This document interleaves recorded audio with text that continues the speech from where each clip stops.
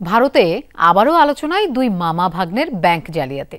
180 কোটি মার্কিন ডলার হাতিয়ে নেয়ার ঘটনার প্রায় 7 বছর পর বেলজিয়াম থেকে গ্রেফতার হলেন দেশটির আলোচিত হীরা ব্যবসায়ী মেহুল চোকসি। ভাগ্নে নীরব মোদির সঙ্গে মিলে ভারতের অন্যতম বড় আর্থিক কেলেঙ্কারির মামলায় তাকে গ্রেফতার করা হয়।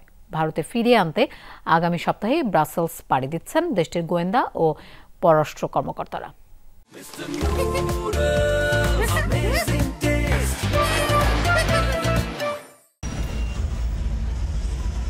ভারতের সবচেয়ে বড় ব্যাংকগুলোর একটি পাঞ্জাব ন্যাশনাল ব্যাংক।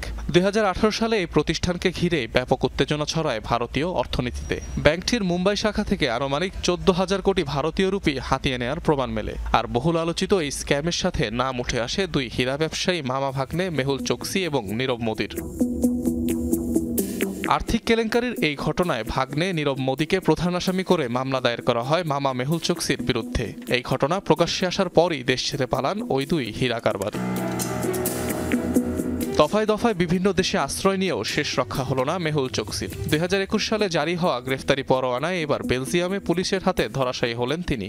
এর আগে তার প্রত্যর্পণের জন্য বেলজিয়াম সরকারের কাছে অনুরোধ জানায় কেন্দ্রীয় গোয়েন্দা সংস্থা ইডি। এটা ভারতের জন্য বড় সাফল্য। অনেক প্রমাণ আছে, বিচারিক প্রক্রিয়াতেও সফল হব। তাকে ভারতে ফিরতেই হবে। সিবিআই ও ইডির কাছে সকল তথ্য আছে। তিনি কিভাবে অর্থ তুলেছেন, পাচার করেছেন আর ব্যক্তিগত কাজে ব্যবহার করেছেন। গ্রেফতারের বিরুদ্ধে আপিল করবে বলে জানিয়েছেন চোকসির আইনজীবীরা। তার গ্রেফতারের বিরুদ্ধে আপিল করব, তাকে কারাগার থেকে বের করার অনুরোধ জানাবো। এর প্রধান কারণ হলো তিনি অসুস্থ, তার ক্যান্সারের চিকিৎসা চলছে।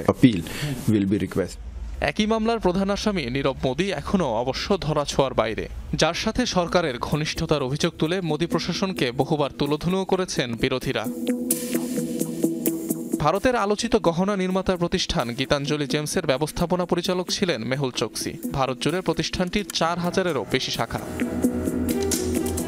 অনিক রহমান, যমুনা নিউজ।